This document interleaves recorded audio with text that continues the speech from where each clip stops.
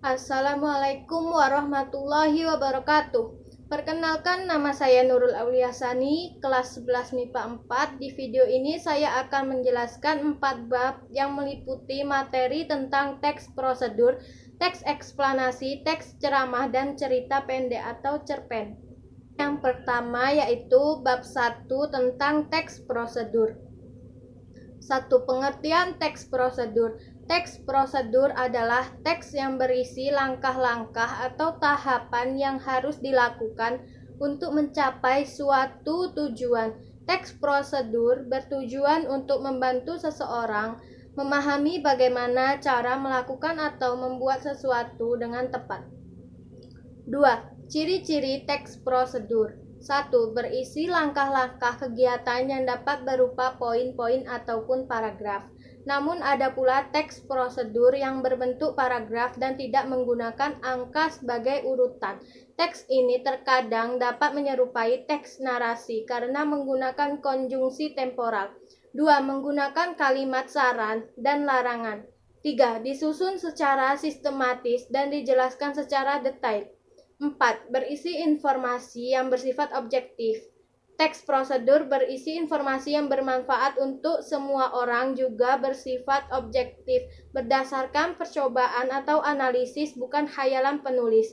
5. Terdapat bilangan urutan atau angka yang menunjukkan urutan atau langkah prosedur. 3. Kaidah kebahasaan teks prosedur yaitu 1. Menggunakan kata kerja perintah atau imperatif. Kata kerja imperatif merupakan kata kerja yang dibentuk dengan akhiran kan, i, dan partikel lah.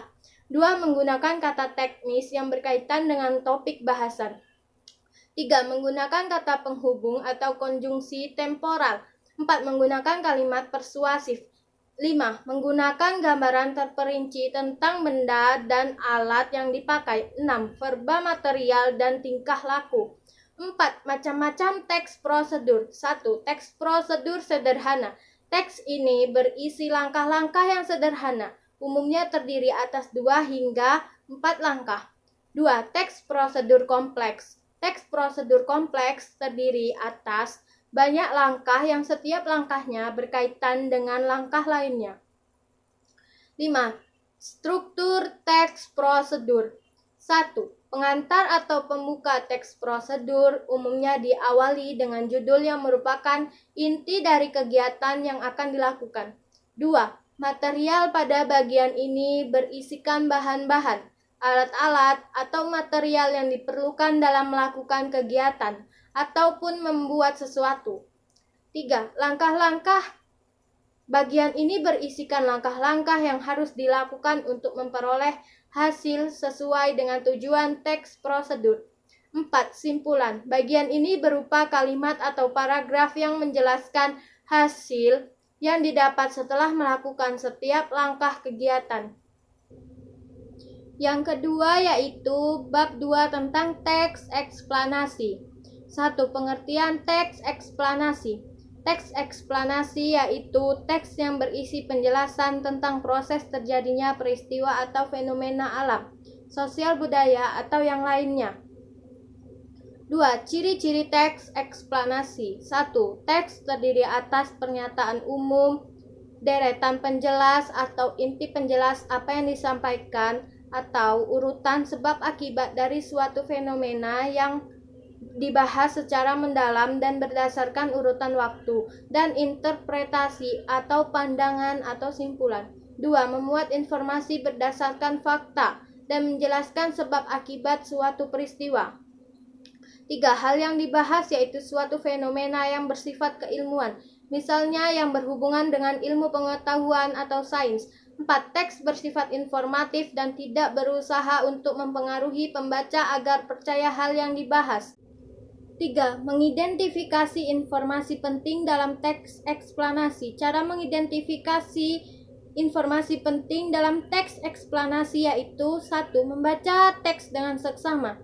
2. Memahami makna setiap kalimat yang ada dalam teks. 3. Menentukan kalimat utama pada setiap paragraf. 4. Menemukan gagasan utama atau ide pokok. 5. Menandai kata-kata kunci.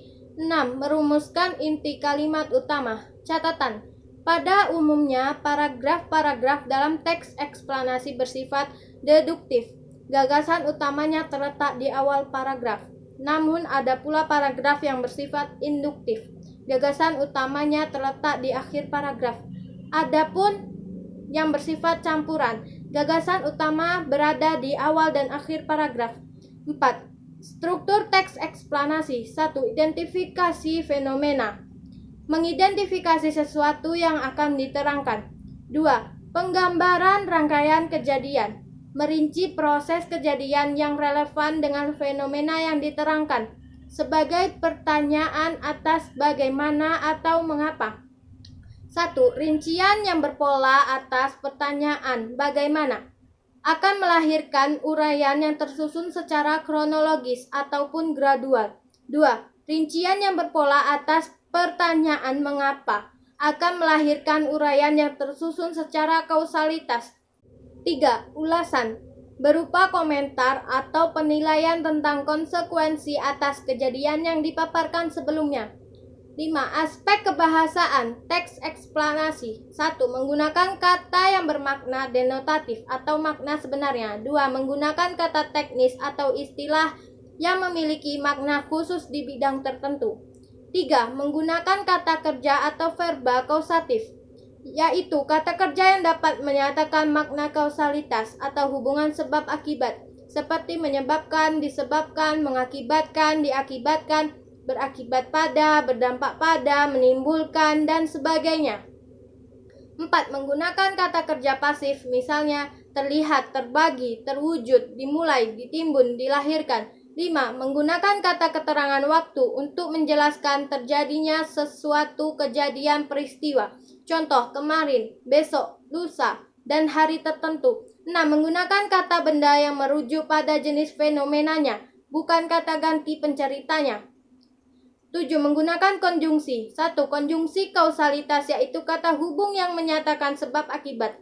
Berdasarkan letaknya ada dua jenis, yaitu 1. Konjungsi intrakalimat, meliputi karena, sebab, akibat, dari, sehingga, maka. 2. Konjungsi antar kalimat, meliputi akibatnya, oleh karena itu, jadi, hasilnya, dampaknya. 2. Konjungsi temporal kronologis atau hubungan waktu, yaitu kata hubung yang menyatakan urutan kejadian atau peristiwa. Misalnya mula-mula, setelah itu, lalu, kemudian, sebelum, sesudah, selanjutnya, berikutnya. 6. Pola pengembangan teks eksplanasi. Terdapat dua pola pengembangan teks eksplanasi, yaitu 1. Paragraf sebab akibat, yaitu paragraf yang menggunakan pola khusus umum atau induktif, atau dapat pula umum khusus atau deduktif. 1. Paragraf induktif atau khusus umum. 1. Mengikuti pola induksi. 2. Memiliki gagasan utama di akhir paragraf. 3. Menggunakan banyak contoh masalah atau peristiwa khusus dalam pemaparannya. 4. Antar kalimat yang menjadi sebab dan akibat saling berkaitan. 2. Paragraf deduktif umum khusus. 1. Pada awal paragraf berisi kalimat utama yang merupakan akibat, kemudian di akhir paragraf berisi kalimat penjelas yang merupakan sebab. 2. Memiliki gagasan utama di awal paragraf. 3. Menggunakan banyak contoh masalah atau peristiwa khusus dalam pemaparannya. 4. Antar kalimat yang menjadi sebab dan akibat saling berkaitan. 2. Paragraf proses, yaitu suatu urutan dari tindakan-tindakan atau perbuatan-perbuatan untuk menghasilkan sesuatu, atau perurutan suatu kejadian atau peristiwa. Langkah-langkah untuk menyusun pola pengembangan proses adalah sebagai berikut. 1. Mengetahui perincian secara menyeluruh. 2. Membagi proses tersebut menurut tahap-tahap kejadian. 3. Menjelaskan setiap urutan dalam detail-detail yang tegas sehingga pembaca dapat melihat seluruh proses itu dengan jelas. 7. Langkah-langkah menyusun teks eksplanasi. Teks eksplanasi disusun dengan menggunakan kalimat yang jelas, logis, dan benar.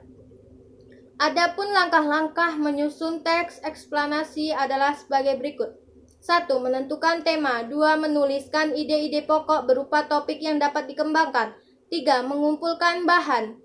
4. Menyusun kerangka teks eksplanasi. 5. Mengembangkan kerangka. 6. Menyunting teks yang telah disusun. Yang ketiga yaitu bab 3 tentang teks ceramah. 1. Pengertian teks ceramah.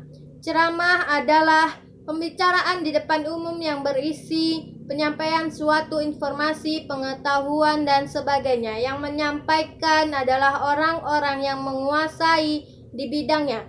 Dan yang mendengarkan biasanya melibatkan banyak orang. Medianya bisa langsung ataupun melalui sarana komunikasi seperti televisi, radio, dan media lainnya. 2. Struktur dalam teks ceramah ada 3, yaitu 1. Pembuka berupa pengenalan isu, masalah, ataupun pandangan pembicara tentang topik yang akan dibahasnya. 2. Isi yang berupa rangkaian argumen-argumen pembicara berkaitan dengan pendahuluan atau tesis. 3. Penutup berupa penegasan kembali atas pernyataan-pernyataan sebelumnya. 3. Kaidah kebahasaan teks ceramah yaitu sebagai berikut. 1. Menggunakan kata ganti orang pertama atau tunggal dan kata ganti orang kedua jamak sebagai sapaan. Kata ganti orang pertama yaitu saya dan aku. Mungkin juga kata kami apabila penceramahnya mengatasnamakan kelompok. Teks ceramah seringkali menggunakan kata sapaan yang ditunjukkan pada orang banyak seperti hadirin, kalian, bapak-bapak, ibu-ibu, saudara-saudara. 2. Menggunakan kata-kata teknis atau peristilahan yang berkenaan dengan topik yang dibahas.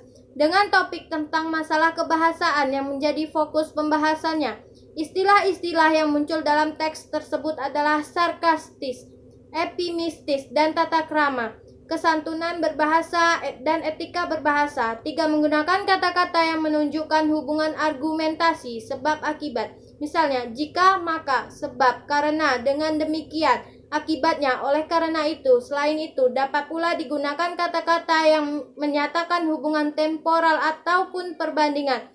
Pertentangan seperti sebelum itu, kemudian pada akhirnya, sebaliknya, berbeda halnya. Namun, 4. Menggunakan kata-kata kerja mental seperti diharapkan, memprihatinkan, memperkirakan, mengagumkan, menduga, berpendapat, berasumsi, menyimpulkan.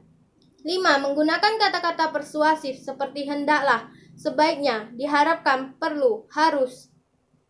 Dan yang terakhir yaitu bab 4 tentang cerpen atau cerita pendek. 1. Pengertian cerpen. Cerita pendek adalah cerita yang menurut wujud fisiknya berbentuk pendek. Ukuran panjang pendeknya suatu cerita memang relatif. 2. Fungsi cerita pendek yaitu 1. Menulis cerpen akan membantu menemukan siapa diri kita. 2. Menulis cerpen akan membantu menumbuhkan rasa percaya diri. 3. Dapat mengenal pendapat diri sendiri yang ada dalam tulisan. 4. Menjadi seorang yang selalu maju. 5. Menulis cerpen akan membantu meningkatkan kreativitas dan ilmu pengetahuan. 6. Dapat berbagi pengalaman dengan orang lain. Dan 7. Membantu menyalurkan emosi. 2. Nilai-nilai kehidupan sehari-hari yang terkandung dalam cerpen sebagai berikut. 1. Nilai-nilai agama berkaitan dengan perilaku benar atau salah dalam menjalankan aturan-aturan Tuhan. 2. Nilai-nilai budaya berkaitan dengan pemikiran, kebiasaan, dan hasil karya cipta manusia. 3. Nilai-nilai sosial berkaitan dengan tata laku hubungan antara sesama manusia atau kemasyarakatan. 4. Nilai-nilai moral berkaitan dengan perbuatan baik dan buruk yang menjadi dasar kehidupan manusia dan masyarakatnya. 3. Unsur-unsur yang terdapat dalam cerita pendek atau cerpen sebagai berikut. 1. Tema. Tema adalah gagasan yang menjalin struktur isi cerita. Tema suatu cerita menyangkut segala persoalan, baik itu berupa masalah kemanusiaan, kekuasaan, kasih sayang, kecemburuan, dan sebagainya. Untuk mengetahui tema suatu cerita diperlukan apresiasi menyeluruh terhadap berbagai unsur karangan itu. Tema jarang dituliskan secara tersurat oleh pengarangnya. Untuk dapat merumuskan tema, kita harus terlebih dahulu mengenali rangkaian peristiwa yang membentuk alur cerita dalam cerpen itu. 2. Amanat. Amanat merupakan ajaran atau pesan yang hendak disampaikan pengarang. Amanat dalam cerpen umumnya bersifat tersirat, disembunyikan pengarangnya di balik peristiwa-peristiwa yang membentuk isi cerita. Kehadiran amanat pada umumnya tidak bisa lepas dari tema cerita. 3. Penokohan. Penokohan merupakan cara pengarang menggambarkan dan mengembangkan karakter tokoh-tokoh dalam cerita. Berikut cara-cara penggambaran karakteristik tokoh. 1. Teknik analitik langsung. 2. Penggambaran fisik dan perilaku tokoh. 3. Penggambaran lingkungan kehidupan tokoh. 4. Penggambaran tata kebahasaan tokoh. 5. Pengungkapan jalan pikiran tokoh. 6. Penggambaran oleh tokoh lain. 4. Alur. Alur merupakan pola pengembangan cerita yang terbentuk oleh hubungan sebab akibat ataupun bersifat kronologis. Pola pengembangan cerita suatu cerpen beragam. Pola pengembangan cerita harus menarik, mudah dipahami, dan logis. Jalan cerita suatu cerpen kadang-kadang berbelit dan penuh kejutan, juga kadang-kadang sederhana. 5. Latar. Latar atau setting meliputi tempat, waktu, dan budaya yang digunakan dalam suatu cerita. Latar dalam suatu cerita bisa bersifat faktual atau bisa pula yang imajinatif. Latar berfungsi untuk memperkuat atau mempertegas keyakinan pembaca terhadap jalannya suatu cerita. 6. Gaya bahasa. Dalam cerita, penggunaan bahasa berfungsi untuk menciptakan suatu nada atau suasana persuasif, serta merumuskan dialog yang mampu memperlihatkan hubungan dan interaksi antara sesama tokoh. 4. Jalan cerita cerpen. Secara umum sebagai berikut. 1. Pengenalan situasi cerita. Dalam bagian ini, pengarang memperkenalkan para tokoh, menata adegan dan hubungan antar tokoh. 2. Pengungkapan peristiwa. Dalam bagian ini disajikan peristiwa awal yang menimbulkan berbagai masalah, pertentangan, ataupun kesukaran-kesukaran bagi para tokohnya. 3. Menuju pada adanya konflik. Terjadi peningkatan perhatian, kegembiraan, kehebohan, ataupun keterlibatan berbagai situasi yang menyebabkan bertambahnya kesukaran tokoh. 4. Puncak konflik. Bagian ini disebut pula sebagai klimaks. Inilah bagian cerita yang paling besar dan mendebarkan. Pada bagian pula ditentukannya perubahan nasib beberapa tokohnya. Misalnya, apakah dia kemudian berhasil menyelesaikan masalahnya atau gagal. 5. Penyelesaian sebagai akhir cerita. Pada bagian ini berisi penjelasan tentang sikap ataupun nasib-nasib yang dialami tokohnya setelah mengalami peristiwa puncak itu. Namun ada pula cerpen yang penyelesaiannya akhir ceritanya itu diserahkan kepada imaji pembaca. Jadi akhir ceritanya itu dibiarkan menggantung tanpa ada penyelesaian. 5. Kaidah kebahasaan cerpen atau cerita pendek sebagai berikut. 1. Banyak menggunakan kalimat bermakna lampau yang ditandai oleh fungsi-fungsi keterangan yang bermakna kelampauan seperti ketika itu, seberapa tahun yang lalu, telah terjadi. 2. Banyak menggunakan kata yang menyatakan urutan waktu atau konjungsi kronologis, contoh sejak saat itu, setelah itu, kemudian. 3. Banyak menggunakan kata kerja yang menggambarkan suatu peristiwa yang terjadi, seperti menyuruh, menawari, melompat, menghindar. 4. Banyak menggunakan kata kerja yang menunjukkan kalimat tak langsung sebagai cara menceritakan tuturan seorang tokoh oleh pengarang. Contoh, menanyakan, menyatakan, menuturkan. 5. Banyak menggunakan kata kerja yang menyatakan sesuatu yang dipikirkan atau dirasakan oleh tokoh. Contoh, merasakan, menginginkan, mengalami. 6. Menggunakan banyak dialog. Hal ini ditunjukkan oleh tanda petik ganda dan kata kerja yang menunjukkan tuturan langsung. 7. Menggunakan kata-kata sifat atau descriptive language untuk menggambarkan tokoh, tempat, atau suasana. Demikianlah penjelasan materi dari saya. Apabila ada kesalahan, mohon kiranya dimaafkan. Sekian, terima kasih. Assalamualaikum warahmatullahi wabarakatuh.